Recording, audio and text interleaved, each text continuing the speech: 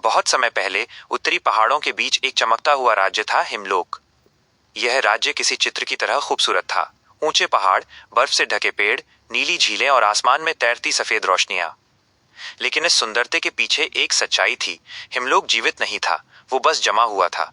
हर चीज, हर पल, हर हवा, हर धड़कन, सब जैसे एक जगह रुक गए थे। सदियों पहले एक भयानक जादूगर ने इस राज्य पर एक श्राप डाल दिया था। उस श्राप के कारण वहां का राजकुमार आरव बर्फ में कैद हो गया था। पूरा राज्य धीरे धीरे सोने लगा, जैसे किसी ने जीवन की लौ बुझा दी हो। लोगों का विश्वास था कि एक दिन एक परी आएगी, चारों ऋतुओं की रोशनी लेकर, और वो बर्फीला जादू टूट जाएगा। लेकिन सैकड़ों साल बीत गए और कोई परी नहीं आई। दूसरी दुनिया में बादलों के ऊपर एक बेहद प्यारा लोक था, फ्लोरा हेवन, फूलों का राज्य।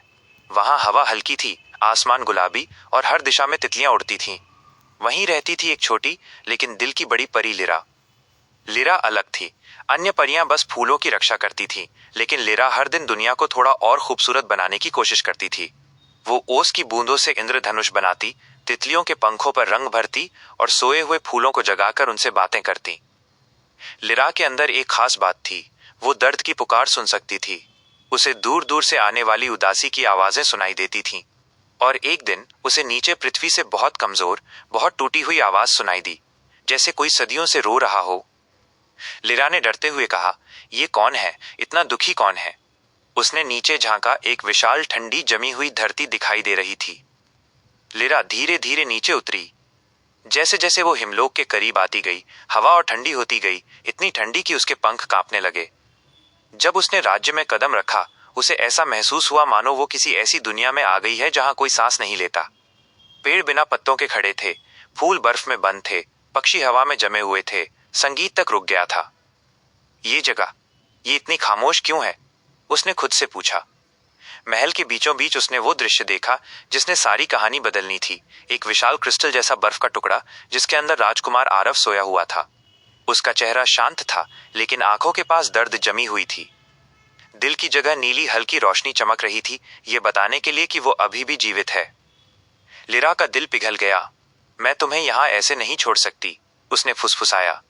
उसी समय आसमान चांदी सा चमका और एक आवाज गूंजी, 4 ऋतु की रोशनी लाओ, बसंत, ग्रीष्म, शरद और शीत। इनके बिना कोई जादू नहीं टूटेगा। लिरा समझ गई, यही उसका रास्ता है। उसने अपने छोटे पंख फैलाए और पहली यात्रा शुरू की, बसंत लोक की ओर। बसंत लोक हमेशा रंगों और खुशबुओं से भरा रहता था, लेकिन जब लिरा वहां पहुंची, उसे देखकर लगा मानो बसंत मर चुका है।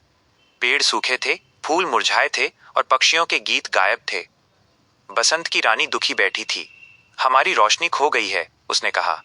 जब हिमलोक पर श्राप लगा, बसंत लोक की रौनक भी खत्म हो गई। लिरा ने अपने जादुई हाथों से मिट्टी को छुआ। पहले तो कुछ नहीं हुआ, लेकिन फिर मिट्टी हिली और एक छोटा सा गुलाबी फूल उगाया। जैसे ही वो खिला, पूरा बसंत लोक जाग उठा। पक्षी चहके, हवा महकी, पेड़ मुस्कुराए। आसमान से हल्की हरी रोशनी उतरी और लिरा के हाथों में समा गई। ये थी आशा की रोशनी, क्योंकि सबसे सूखी मिट्टी में भी आशा का एक बीज छिपा होता है। अगली यात्रा कठिन थी, ग्रीष्मलोक। यहाँ सूरज इतना तेज था कि हवा भी जलती हुई लगती थी। धरती फटी हुई, पेड़ झुलसे हुए और दूर तक धुआं उठ रहा था। ग्रीष्मलोक का राजा बोला, हमने हिम्मत खो दी है। बिना हिम्मत के ग्रीष्म की गर्मी सिर्फ दर्द देती है। लिरा ने बसंत की रोशनी का इस्तेमाल किया। एक हल्की ठंडी हवा चली, जिससे धरती ने सांस ली, और अचानक एक छोटा सा पौधा उगाया। धीरे धीरे पूरी घाटी हरी होने लगी।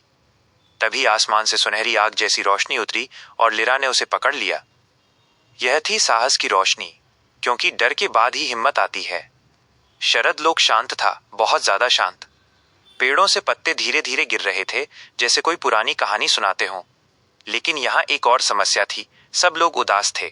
किसी को खुशी महसूस नहीं हो रही थी। शरद की रानी बोली, हम अपना आभार भूल गए हैं। जो हमारे पास है उसकी कदर करना भूल गए। लिरा ने अपनी जादुई धूल हवा में उड़ाई। पत्तियां चमकने लगीं। ठंडी हवा गर्म हुई। लोग मुस्कुराने लगे। चौथी रोशनी आसमान से उतरी, एक नरम नारंगी चमक। ये थी कृतज्ञता की रोशनी। अब लिरा के पास 3 रोशनियां थीं, आशा, साहस और कृतज्ञता। वो हिमलोक लौटी। राजकुमार अभी भी बर्फ में था, लेकिन अब बर्फ तेजी से फैल रही थी। उसने तीनों रोशनियां उसके चारों ओर रखीं। अचानक बर्फ चमकने लगी। जैसा ही तीनों रोशनियां एक साथ मिली, राजकुमार के दिल पर पड़ी जमी बर्फ में दरार पड़ी। उसके दिल से चांदी की एक किरण निकली, जो चौथी रोशनी थी, प्रेम की रोशनी। प्रेम ने बर्फ को पिघला दिया।